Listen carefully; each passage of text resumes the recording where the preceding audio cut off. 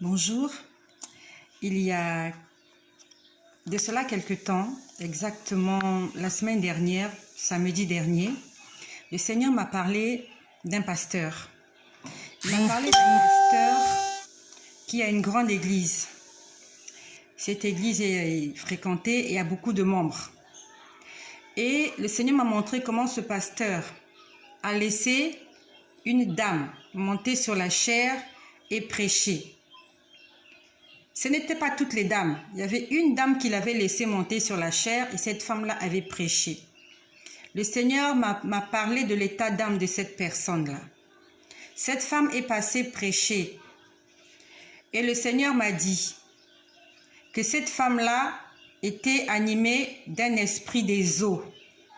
Cette femme-là est contrôlée par les esprits des eaux. Parce que je pouvais voir en elle une double identité. Elle était charnellement une femme normale, mais spirituellement, je voyais une dame squelettique, une dame moche,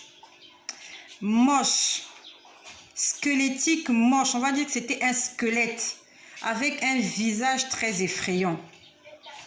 Et le Seigneur m'a dit que l'esprit qui animait cette femme, l'esprit des eaux, l'esprit de sirène, cet esprit s'appelle Jézabel. Cette femme était animée de l'esprit de Jézabel. Et ce pasteur a laissé cette femme monter sur la chaire et prêcher au peuple de Dieu. Je ne suis pas venue juger ce pasteur. C'est Dieu qui est notre juge. Le Seigneur m'a demandé de parler et de dire aux enfants de Dieu de faire attention, de ne pas croire à tous les esprits, mais d'éprouver les esprits. Comme il est écrit dans le livre de 1 Jean, au chapitre 4, ne faites pas foi à tous les esprits, mais éprouvez-les. Nous allons les éprouver en étant recouverts du Saint-Esprit. C'est le Saint-Esprit qui nous donne le discernement des esprits.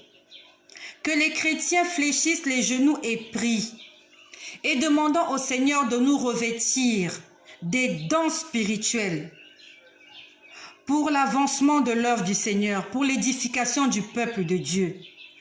Que Dieu puisse revêtir ses filles et ses fils du don de discernement des esprits. Demandons la sagesse et l'intelligence au Seigneur. Demandons-lui de nous revêtir de son Esprit Saint afin que nous soyons conduits que par l'Esprit de Dieu. Le livre de Jacques au chapitre 1 nous dit, si quelqu'un manque de sagesse, qu'il la demande au Seigneur. Le Seigneur donne simplement, c'est gratuit. Prions pour les dirigeants des églises. Prions pour les responsables de nos églises, afin que le Seigneur puisse les doter d'un esprit de discernement des esprits. Que le Seigneur puisse les doter de sagesse et d'intelligence.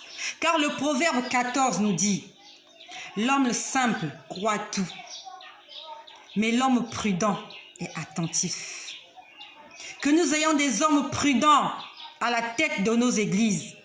Des hommes qui non seulement ont été oints de Dieu, mais des hommes qui demandent la direction du Seigneur avant de faire chaque chose. Il y a parmi nous, dans l'église du Seigneur, le corps du Christ, des loups qui ont revêtu la parure de la brebis. Ils sont venus dans la bergerie pour égorger, pour détruire, pour renverser. C'est leur but. Vous imaginez cette femme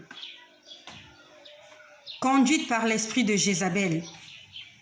Qu'est-ce qu'elle va transmettre au peuple de Dieu si ce n'est que de la malédiction? Elle n'apporte pas la bénédiction. Elle va maudire le peuple de Dieu, même si son évangile sera fiable. Mais l'esprit qui la conduit, c'est l'esprit des ténèbres. Ne nous laissons pas séduire par l'apparence. Ne nous laissons pas séduire par les bonnes paroles. Mais soyons conduits par l'Esprit du Seigneur. Demandons au Seigneur de nous donner la sagesse, l'intelligence, de nous parler de l'état d'âme des gens, des hommes, des femmes que nous rencontrons. La chair est un endroit sacré. Et toi qui dans l'église, monte sur la chair, parle au peuple de Dieu, tu prêches. Si tu vis dans le péché, attention à toi. On ne blague pas avec la chair. On ne blague pas avec la chair. La chair est un endroit sacré. Pourquoi je le dis? Parce que le Seigneur m'a permis à plusieurs reprises de voir ce qui se passe dans l'église. Quand on est à l'église, quand on prie, le Seigneur m'a montré certaines choses. Et je vous parle sous le contrôle du Seigneur. Je prends le ciel et la terre à témoin des choses que je vous dis. Ce ne sont pas des contes de fées que je vous raconte. Ce sont des faits vécus, des choses réelles, des choses que j'ai entendues, des choses que j'ai vues. Ça se passe souvent le dimanche. Plusieurs fois, le Seigneur m'a montré ce qui se passe le dimanche à l'église, là où je prie. Au ministère d'évangélisation Jubilé, le Seigneur m'ouvre les yeux. Je vois souvent des choses. Et le Seigneur n'est pas dans toutes les églises. Il y a des églises où Dieu n'est même pas là. Il y a la louange, l'adoration, ça chauffe, ça boue, ça crie. Dieu n'est pas là. Rien de ce qui appartient au Seigneur est là. Le Seigneur n'est pas là. Les anges ne sont pas là. J'ai vu des églises comme ça, où les gens faisaient du brouhaha, les gens priaient, les gens criaient, les gens chantaient pour la gloire de Dieu, pour la gloire de soi-disant Dieu. Mais dans le plafond, je voyais des vautours, je voyais des oiseaux noirs circuler. Soyons conduits par l'Esprit du Seigneur. Attention à la brebis du Seigneur, attention aux enfants de Dieu. Les chrétiens ne sont pas une propriété privée. Les chrétiens appartiennent à Dieu, appartiennent à Jésus. Et toi, qui es à la tête d'une église, tu dois faire attention à ce peuple que Dieu t'a confié pour paître. Consacre ta vie au Seigneur. Demande-lui de te diriger, de te dire des choses que tu dois transmettre au peuple de Dieu. Prions pour nos dirigeants. Tu es dans un groupe d'intercession. Prie pour ton pasteur. Prie pour tous ceux-là qui montent sur la chair. La chair est un endroit sacré. Souvent le Seigneur, il vient sur la chair. Là, je vous parle de l'église où je prie. Quand le Seigneur descend, parce qu'il y a des moments où il descend lui-même. Il y a des moments où il envoie des anges, où la salle est remplie d'anges. Il y a des moments où il descend lui-même en personne. On va dire en esprit, puisqu'on ne le voit pas. Et je peux voir ces choses-là. Le Seigneur, quand il descend, il se met là où il y a la chair. Là où il y a la chair, c'est là que le Seigneur descend. Il s'assoit là. Souvent, je peux le voir en totalité. Il est énorme. La salle devient différente. Les chaises changent de couleur. Les personnes changent de vêtements. C'est incroyable ce qui se passe dans le spirituel. Le physique nous trompe. Dans le spirituel, il se passe d'autres choses que nous ne voyons pas forcément. Moi, je vous parle de ce que le Seigneur m'a montré à l'église. Il vient, il descend là.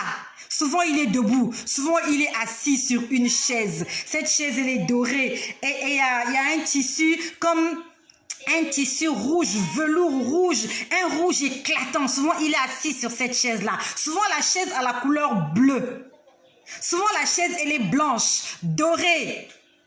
C'est ce que j'ai vu quand on prie à l'église le dimanche. Le Seigneur descend sur la chair, là où il y a la chair. Et toi qui vis dans le péché, tu montes sur la chair, tu prêches. Tu t'attires des malédictions. Arrange ta vie avec le Seigneur avant de monter sur la chair. Pas seulement avant de monter sur la chair, mais toute ta vie, tout le temps, sois en communion parfaite avec le Seigneur. Obéis aux voix du Seigneur, parce que nous aurons des comptes à rendre. Le Seigneur descend sur la chair. Et mon pasteur, le pasteur Christian Ikungu, il est grand de taille. Il peut avoir 1,80 m.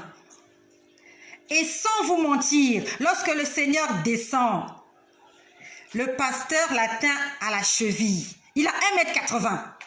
Donc quand le Seigneur est assis, il est assis sur son trône. Le trône descend sur la chair, là. Les choses deviennent